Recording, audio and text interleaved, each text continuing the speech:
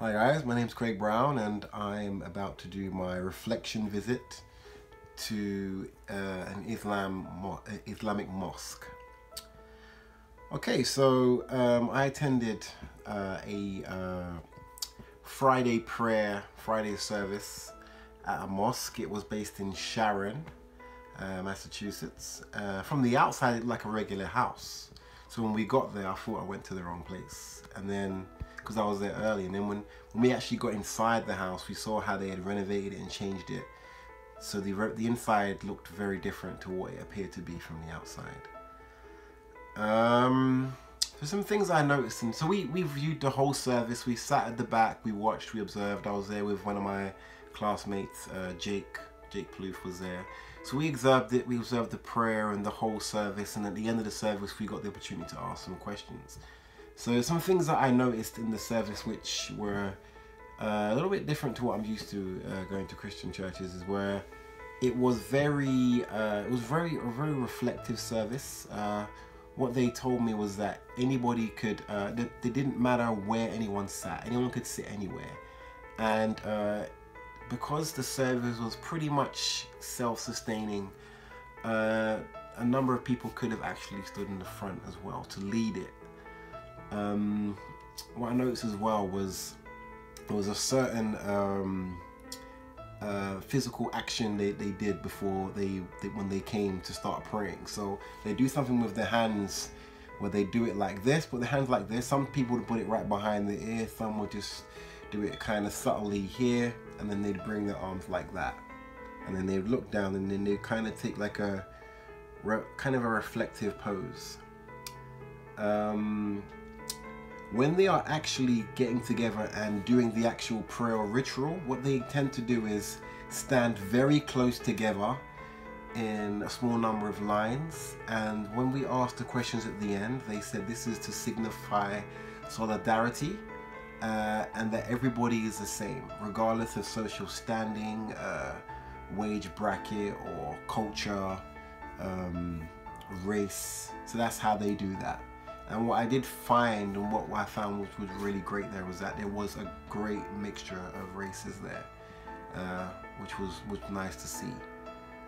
One thing they also said is that they always do everything with their right hand or their right leg. So it's like it's a mark of respect to use your right hand. They even enter the mosque with the right foot first as well.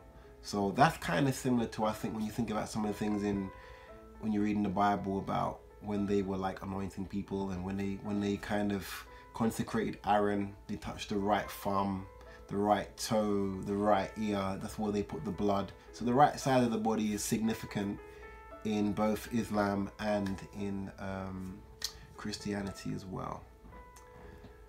What I found surprising as well is that in Islam, from what the people said there, the Muslims, the guys we met with, they said that they believe that people of all religions can go to heaven as long as they fear good and their deeds are good, which is different from what I actually thought, because I actually thought you had to be following Islam and you had to confess that, you know, there's no God but Allah, and Muhammad is a messenger. And so that was surprising to me to hear that.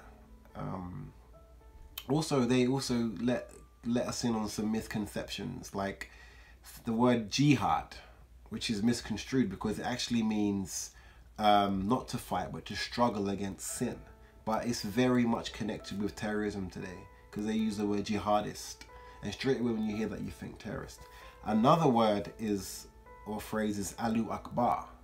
Now that's also been connected with terrorism a lot in the media, the mass media.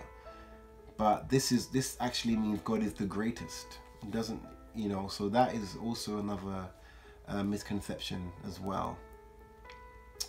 I also found that there are 73 sects in Islam, and they were talking about how there are a lot of similarities in both books, the Quran and the Bible, and they were saying that Islam actually gives a high regard to Mary, the Virgin Mary, and actually she's mentioned a lot more in the Quran than she is in the Bible. Actually, she has a whole book dedicated to her.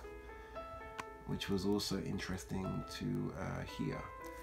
I mean, in summary, for me it was a great experience. It was great to connect with them. You know, I have friends in London that are Muslims as well, so to meet those kind of people from that faith is not new to me, as it might be to some of the other guys that actually were on the visit.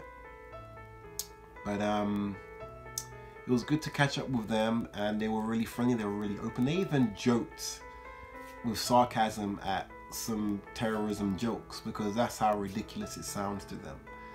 And I think it's good, considering the kind of situation they may be in a country where there's not much knowledge about Islam, and Islamophobia has been promoted to a large degree, for them to be so light-hearted about it. I think that's pretty good to see as well. And can I say anything else? Yeah, what I would say is the service for me was very much, when I said it was reflective as before, it seemed very slow, very quiet. You know, it's a lot more individualistic, I would say. You know, it's collective at some points, but as opposed to some other services, especially in Christianity, there's a lot of parts where you can be alone with God in the service and be in a very reflective state. And I think that's really good as well, which is not present in all churches that I've been to. But overall, it was a great experience. I was glad to go. It was good to learn a bit more about Islam, and I have a lot more respect for the religion after visiting the mosque. So, thank you.